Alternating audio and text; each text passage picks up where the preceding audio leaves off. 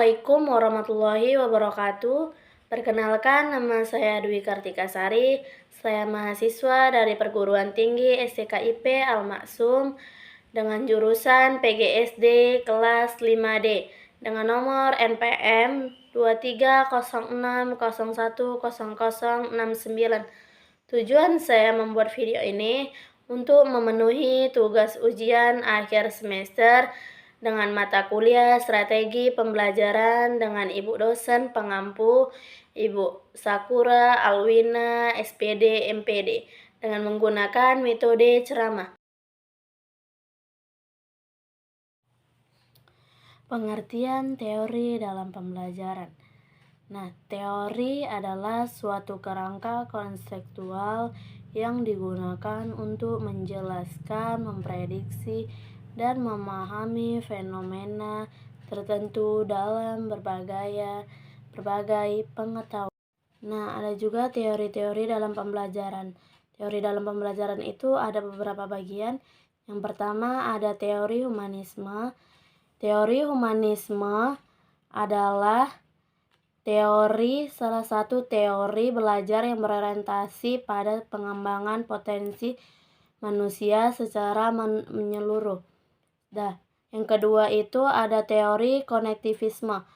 Teori konektivisme itu adalah prinsip dasar-dasar pemikiran yang menjelaskan bagaimana proses belajar berlangsung.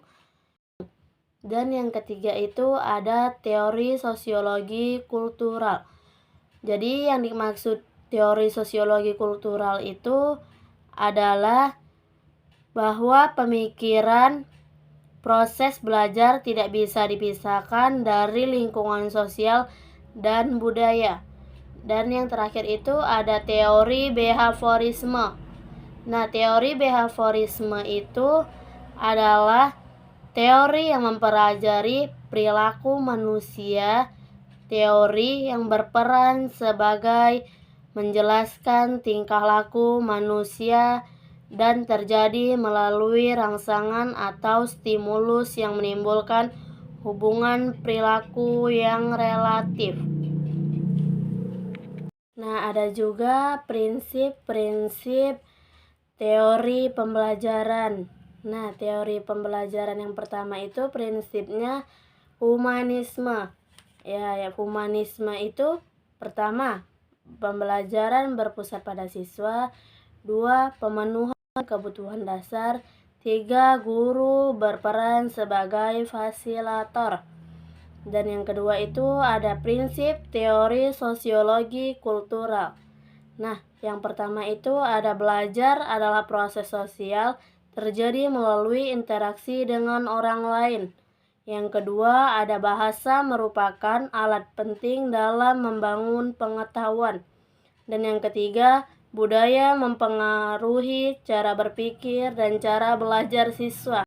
Juga prinsip teori konektivisme.